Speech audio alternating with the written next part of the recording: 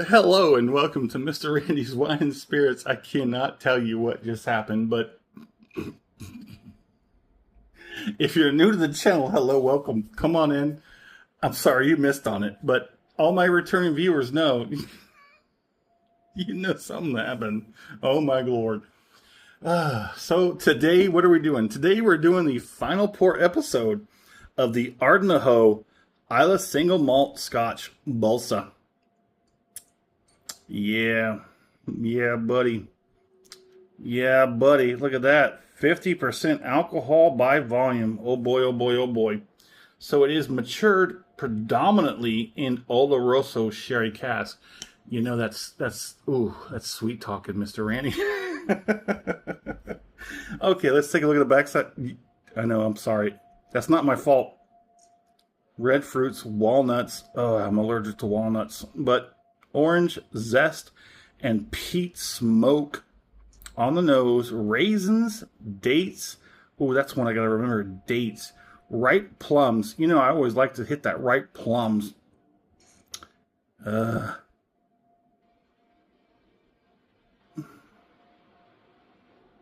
we go. Silver Lake Imports. Miami gets a lot of these, don't they? I hate this, but anywho, I guess we're gonna go ahead and uncork it. Ooh. That's going in the save Voss. I bought a couple of Vosses, or is it just Voss, like sheep is sheep, plural in and of itself? I think it's Voss. I wouldn't say Vosses. But I bought a couple of Voss for all the corks. I think I've showed them already. If I'm not, I will do so at some point. Let's go ahead and get this final pour on. Ooh, neck is too long to do a headstand, but there it is. Whew, 50% alcohol by volume. Good Lord, here we go. Oh, man. So, anywho, on the nose, we have a nice balance between the deep darkness and the light richness, shiny, bright, crispness, deepness, richness, the plums, the stewed apricots, and the slightest bit of cinnamon, spice, medicinal band-aids marinating in some kind of alcohol. This has been the most interesting bottle I think I've had on the channel as of yet. Ardnahoe. I was going to go for the Infinity. Ardnahoe Infinity. I was going to go for that one. But this one had 50% alcohol by volume, plus it was on sale at my not so local Total Wine and More. So for just a couple bucks more, I got this one instead of the Infinity. And I am not disappointed. Not at all. On the nose. Reminds me of my first Islay. What was it? The crap. Oh, it'll come to me. It's that neurological issue I have. I think about something before I actually say it, and it just gets blocked. I get a mental block. I can't think about it. But it'll come to me in a moment, and we'll get back to it. So,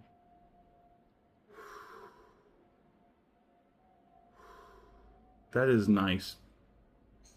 The 50% alcohol by volume definitely comes across with the ethanol on the nose, but it's not domineering, overly domineering. It is sharing the stage, if I should say so. It's sharing the stage with a lot of other notes. There's crisp, light crisp fruit, but orchard fruit as well. But don't forget, it's got some deep darkness to it. Maybe stewed apricot. This is by far, hands down, the the most interesting Scotch I think I've had. And I'm looking at you, Compass Box. Those Compass Box were probably the first most interesting, intricate complexity of Scotch. I'm enunciating incredibly hard here. And it brings to mind Ralphie, my multi-mates. Oh, I have not watched enough of his videos as of late. I've been so busy after the move, getting things set up, getting things solidified, getting things unboxed, unpacked. I don't even have the pictures and stuff on the walls. Basic stuff has gone by. We still got a lot of priorities to get through before we can actually start. I don't know how long it's going to take until we're fully integrated here. Probably by the time we leave. Isn't that the way it works? Okay, 6 minutes. Let's get it on the palate.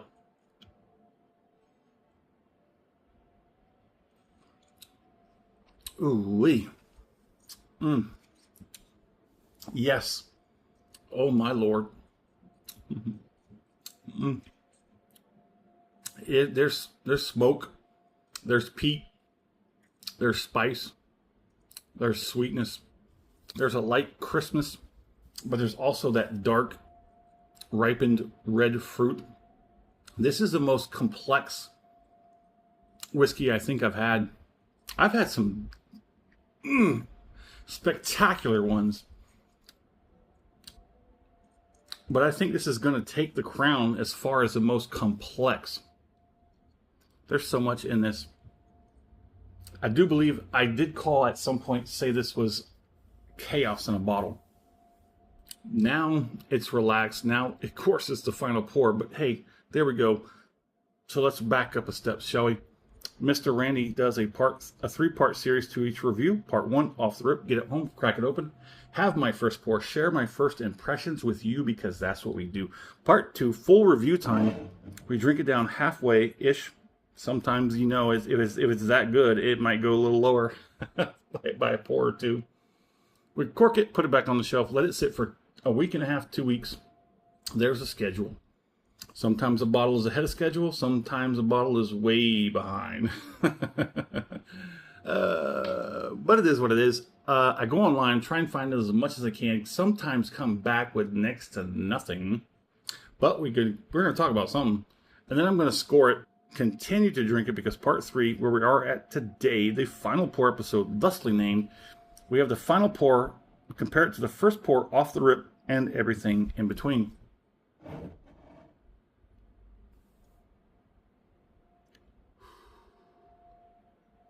No regrets here. No regrets here. That meme of somebody who got a tattoo and it says regrets instead of regrets. Banger of a meme. Live in infamy. Oh, this has been one of the most intellectually challenging because it's so complex. There's a lot to pick apart, and I'm glad that I'm so far down this journey and experienced and have enough wisdom to be able to appreciate this Scotch as I do. I would not recommend this to anyone as their first Scotch, second, third, fourth, fifth. I don't even know how many Scotch I've had, but it's definitely well over 100. I think my video count is like at least 1,000 at this point. Not bragging, just a state of fact. The whole purpose of my channel when I started was to start low, go slow, build up the appreciation for the libation. And I believe I've done that. And I have a little bit of pride in that. Because now, when I have something like this, yeah, buddy, you can appreciate it to its fullest. So, if you're still new to the channel, I have set my price points at a certain level. In the very beginning, I think it was starting off like 30.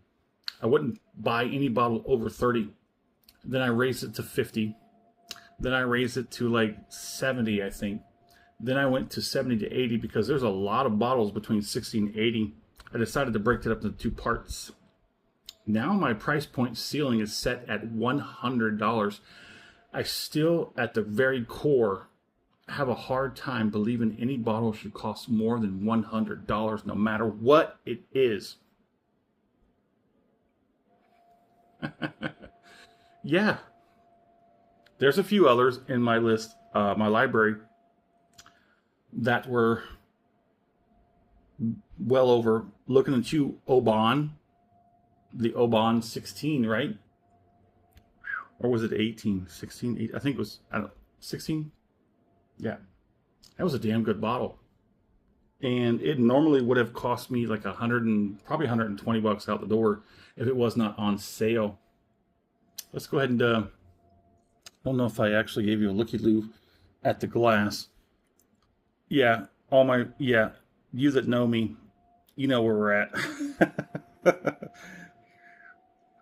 I promise you, the viscosity is better than this glass wants to show right now. Look at that. There we go. Okay.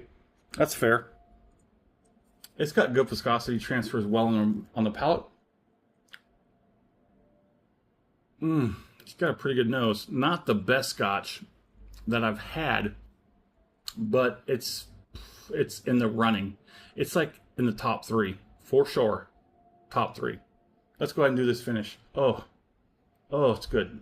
Keep nosing it. Let's go ahead and do the finish.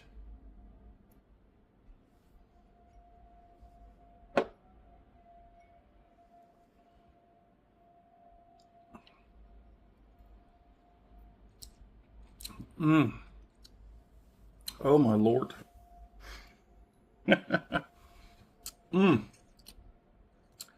This is a Scotch that tells you, it's like that somewhat aggressive, abusive partner that says, you're never going back to bourbon.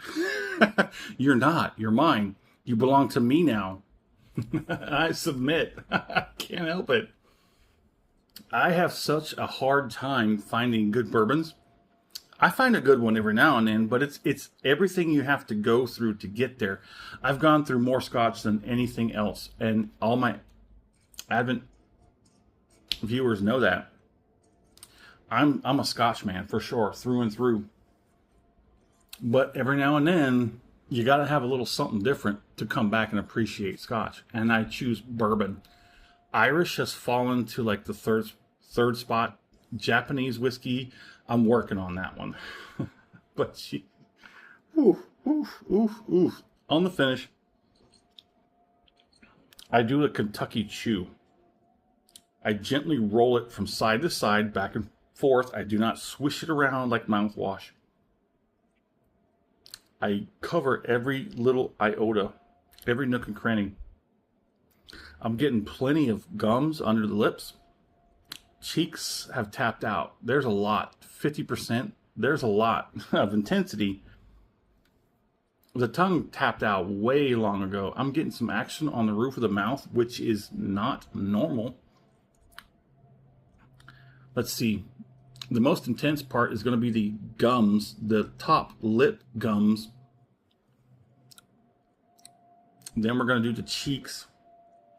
Then we're going to do the back end, not heat, but warmth. There's not a whole lot of heat, but warmth. The warmth is probably, it's not going to push a 2 out of 5. So gums up front are going to be a 3 out of 5. Cheeks are going to be a 2 out of 5. The heat, the warmth in the back is probably going to just over a 1. I would say the roof of the mouth gets a 1, and the tongue, it's tapped out. It's zeroed out. It's zeroed out. Ardnahoe Islay single malt Scotch whiskey Bholsa. 50% alcohol by volume. One of the most interesting and complex whiskeys on the channel. I applaud you. Most excellent. This is probably going to earn the second spot. Numero 1, 2. number. Yeah, I know I messed it up. Don't worry about it. Don't worry. Moving on. Anywho, second best bottle I think I've had in the entire journey. That first one was what? The Abelauer. Yeah. In the comment section, would love to know where you're at. What are you currently drinking? What's your favorite bottle? Love to know that as well. Have you had the Ardnahoe? Have you had any Ardnahoe, the Bholsa exclusively? If you have, let's talk about it. If not, we could talk about something else. As always, thanks for stopping by here at Mr. Randy's Wine and Spirits. There isn't a word I've created yet for how good this is. Stellar? Phenomenal? Nah, phenomenal's less. Anyway, there it is.